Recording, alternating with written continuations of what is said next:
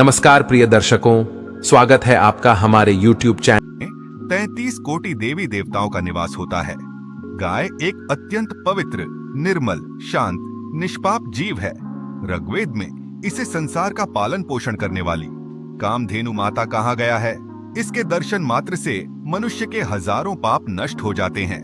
इसीलिए कभी इस निष्पाप गौ माता पर अत्याचार नहीं करना चाहिए। गाय को कभी मारना नहीं चाहिए और कभी उन्हें कष्ट नहीं देने चाहिए। गाय को मारना शास्त्रों में सबसे बड़ा पाप माना गया है। दोस्तों, भगवान श्री कृष्ण को गायों से विशेष लगाव था। उन्हें गौ माता बहुत अधिक प्रिय थी। श्री कृष्ण के अनुसार गायों की सेवा करना ही सर्वश्रेष्ठ धर्म है। इससे बड़ा पुण्य का कार्य संसार में दूसरा कोई नहीं। कलयुग की भविष्यवाणी करते हुए भगवान श्री कृष्ण कहते हैं कि कलयुग में जब धर्म का लेकिन इससे पहले दोस्तों, अगर आपने हमारे चैनल को सब्सक्राइब नहीं किया है तो इसे सब्सक्राइब कर लीजिए ताकि आप और भी जानकारी वाले वीडियो देख सके। कि कलयुग में जब धर्म का लोप हो जाएगा तब मनुष्य गाय की सेवा नहीं करेंगे। मनुष्य केवल दूध के लिए ही गाय को पालेगा।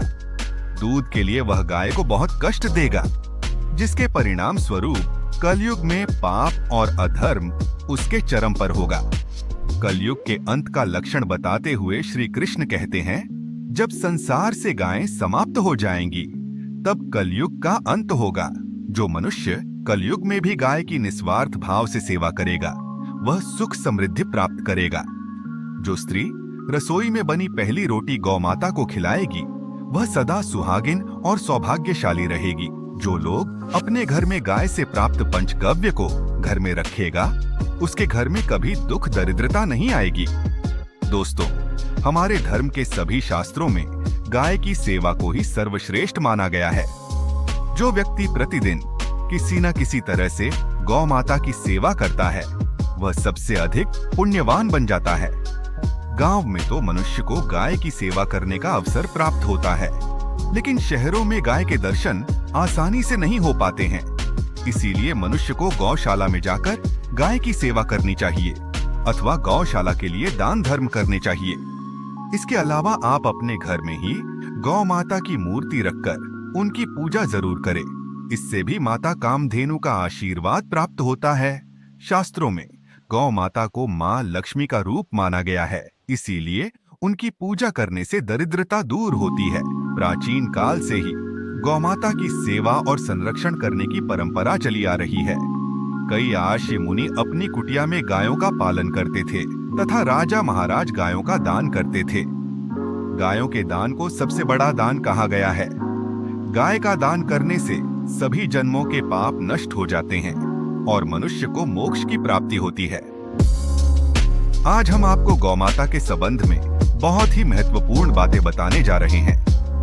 गाय की पूजा कैसे करनी चाहिए, गाय को कौन सी चीजें खिलाने से कौन सा फल मिलता है तथा गाय के किस अंग को स्पर्श करने से दरिद्रता दूर होती है आदि के बारे में हमारे शास्त्रों में बहुत ही महत्वपूर्ण ज्ञान दिया गया है। हमारी अत्यंत पूजनीय गौ माता के बारे में आप सभी को यह बातें अवश्य जान लेनी चाहिए। इससे आपके जीवन से सभी प्रकार के कष्ट दूर होंगे। दोस्तों, कई बार महिलाएं जाने अनजाने में गाय को कुछ चीजें खिला देती हैं, जिससे माँ लक्ष्मी क्रोधित हो जाती है। शास्त्रों में कहा गया है कि ये चीजें गाय को कभी नहीं खिलानी चाहिए। इससे मनुष्य के जीवन में दुर्भाग्य आता है और उसे किसी भी कार्य में सफलता नहीं मिलती है। तो चलिए जान लेते हैं गौ माता के विषय में महत्वपूर्ण नियम। सबसे पहली बात है दोस्तों, गौ माता के दर्शन करना बहुत शुभ होता है।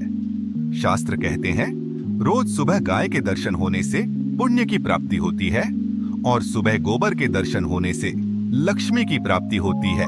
अगर किसी महत्वपूर्ण कार्य के लिए जा रहे हैं और अचानक ही गौ माता आपके रास्ते में आ जाती है तो वह कार्य निश्चित ही सफल हो जाता है। किसी भी यात्रा पर निकलते समय अगर गौ माता के दर्शन हो जाए तो वह यात्रा सुखपूर्वक पूर्ण हो जाती है, इसमें संशय नहीं है।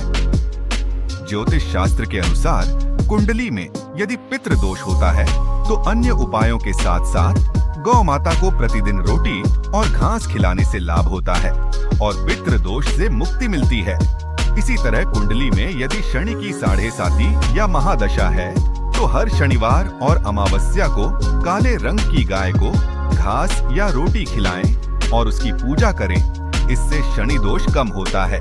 गौमूत्र यानी कि गाय का मूत्र बहुत ही उपयोगी, पवित्र और स्वास्थ्य की दृष्टि से अत्यंत हितकारी होता है। आध्यात्मिक दृष्टि से तो गौमूत्र का महत्व है ही, साथ ही वैज्ञानिक और स्वास्थ्य की दृष्टि से भी गौमूत्र के बहुत से लाभ बताए गए हैं। गौमूत्र में बहुत से खनिज पदार्थ और स्वास्थ्य वर्धक तत्व होते हैं जो हमारे शरीर की शुद्धि करते हैं और बहुत से रोगों से भी बचाते हैं।